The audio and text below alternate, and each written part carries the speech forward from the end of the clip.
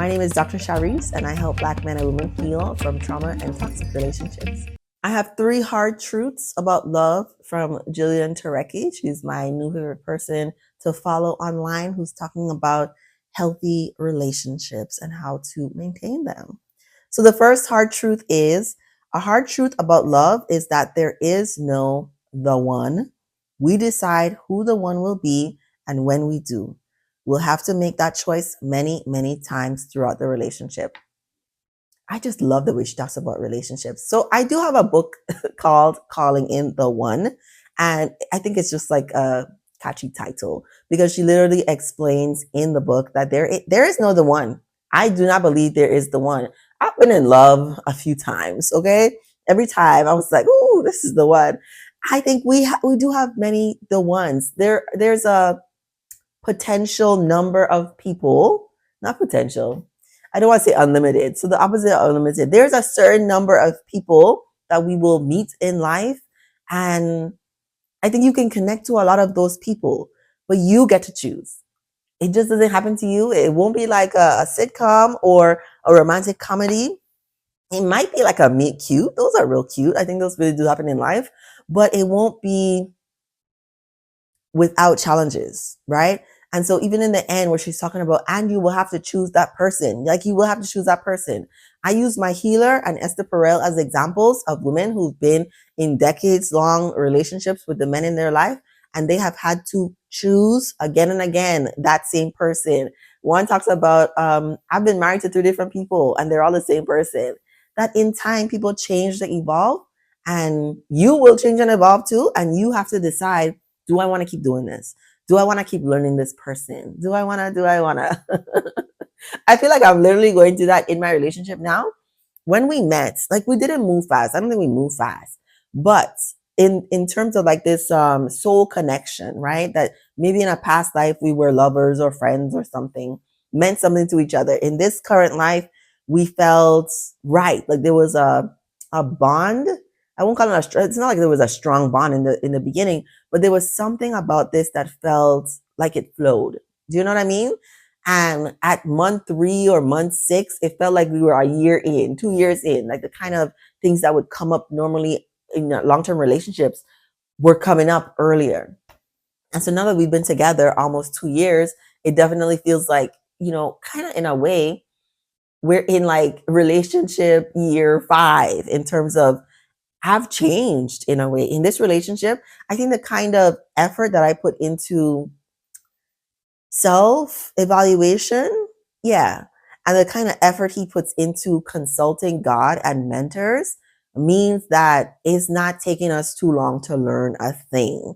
And so then we found a new rhythm, and we're currently at the tail end of like a new rhythm of understanding each other and communicating with each other that's like better.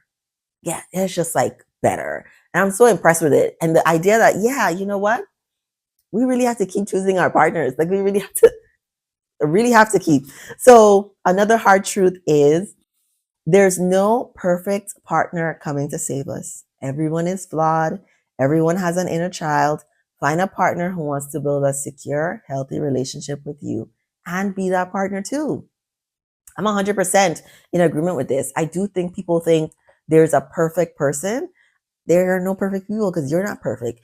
I do think there is a perfect person for you. Like there's a person who really wants to compliment you. There's a person who's going to understand you and your unique abilities, your unique way of communicating or seeing the world.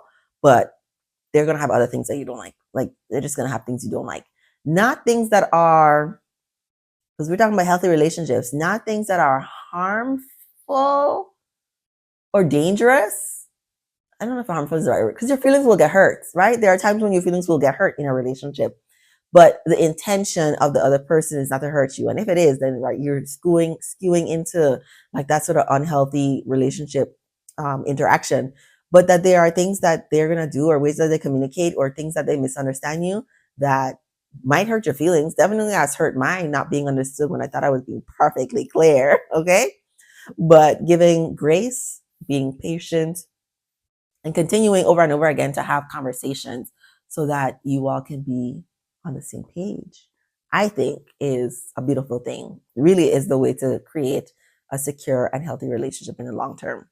This video is sponsored by me. Check out my website, spiritsoulsense.com, for a couple of free downloads. I also have my poetry ebook for sale, and you can also purchase my artwork and merch to help support my channel. And the third hard truth is love is not just a feeling. I like to describe love as a verb.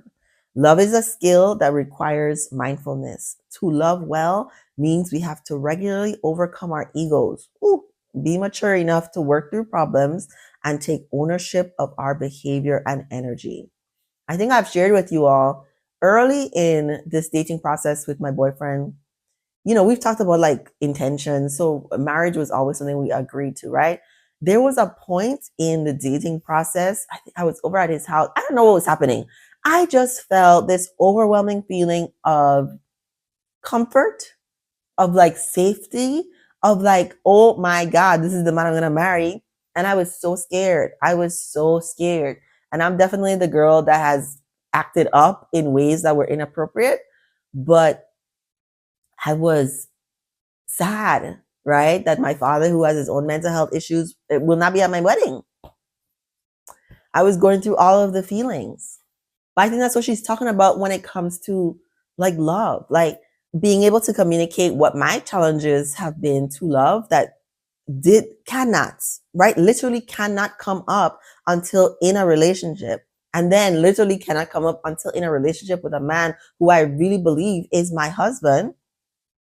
There's always an opportunity to learn and grow. And so one of the best things I think about relationships is the commitment piece. Like, you might not be practicing love in the best way right now, but if that is your intention, you will come back, right? You'll come back to love, come back to understanding God is your center point, that we need to be in communion with God so that we are really tapping into the silence and the messages that are rooted in kindness and goodness and fidelity and integrity to another person so that you and them can be together because they will have their own stuff that they're going through that you all will have to also process.